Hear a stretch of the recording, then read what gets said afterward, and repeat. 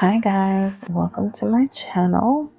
Today we're going to make some classic chocolate chip cookies with a twist. So we're going to start by melting 3/4 cup of butter. And I'm just going to speed this up and we're just going to see magic happen.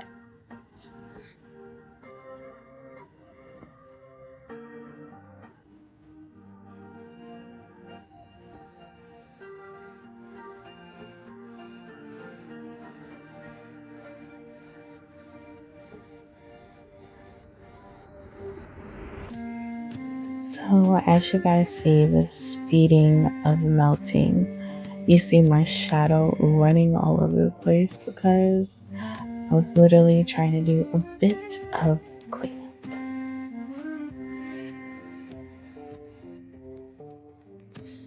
You guys just want to stir it occasionally. You don't want the butter to brown in one spot.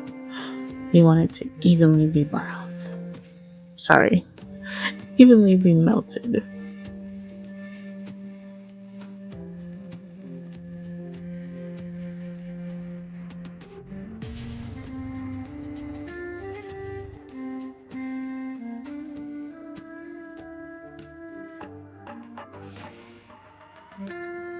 Okay, now that the butter has melted, we've pushed it aside and we're going to measure. We're just going to put 1 whole egg and 1 egg yolk, and then we're going to add 1 cup of brown sugar. Just, you want it packed. And then you want to add some regular sugar, and then you want to kind of make sure there's no lumps in there, and then you add your butter and you mix your life away.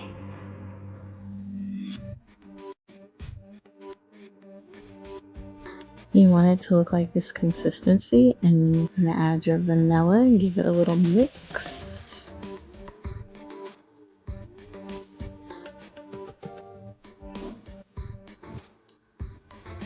And then you want to add 2 cups of flour. This is where you're going to add all your dry stuff. So 1 teaspoon of baking soda, I believe this is. And then 1 teaspoon of salt.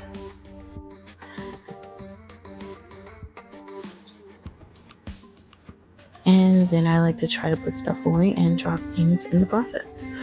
So you want to put 2 cups of chocolate chips, but for some reason I only had chocolate chunks. So I was just going to crush them up.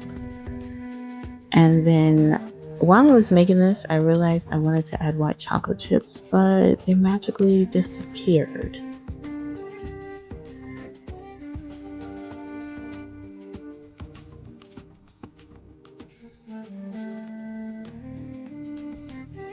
So I know you're looking at this and it looks like more than 1 cup of chocolate chunks.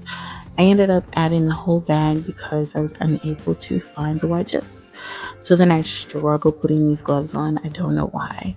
And then it's easier to mix it by hand because you will destroy your whisk. Believe me, I have destroyed a few.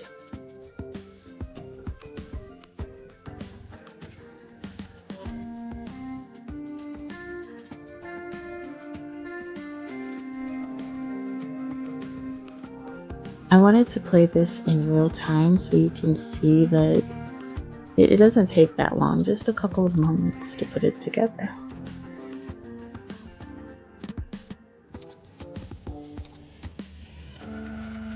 And then I like to push it all aside because scooping is my worst nightmare, but it's just easier if I push it all aside.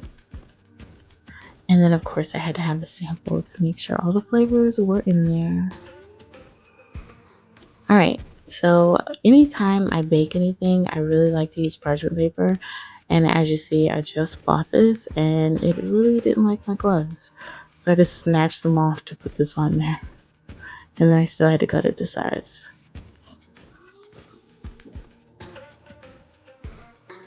So I just got this scoop, and was it giving me a run for my money?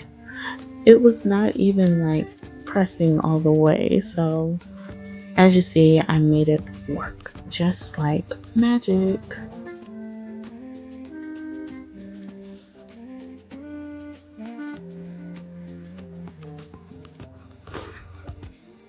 All right, so I wanted to be a little special and put these white chocolate chips on there. As you see, I smashed the dough in there and that just was not working to my liking. So I decided to start just individually smashing them in there and just smashing the cookie down in the process. It came out perfect, no problem.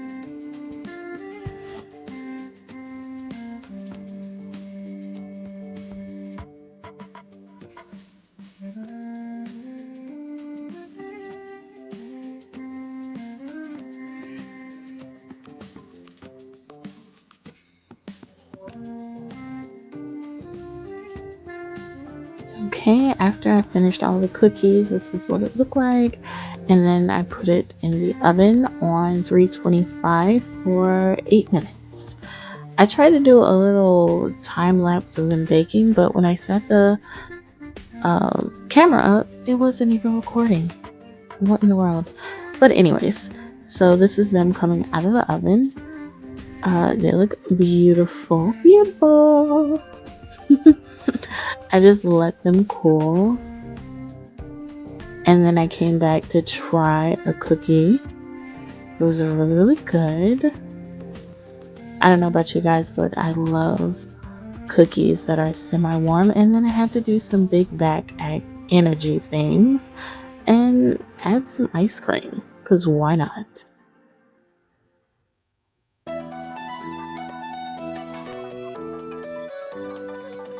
Okay, tried it, and I was like, oh my god, it tastes so delicious.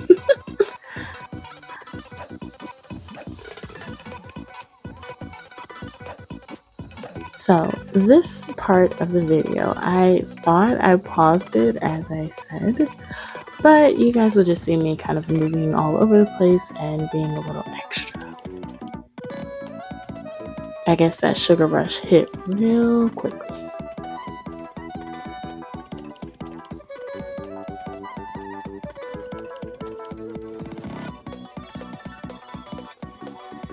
And here is the aftermath of my kitchen. But first, so I did try to record this on my new little mic there, but it wasn't working. And then I come to find out you gotta turn things on if you want things to work.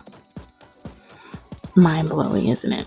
But here are my lovely cookies that I finished.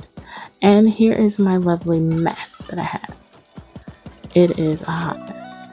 Now, the cookies I had left over, I scooped them and I froze them.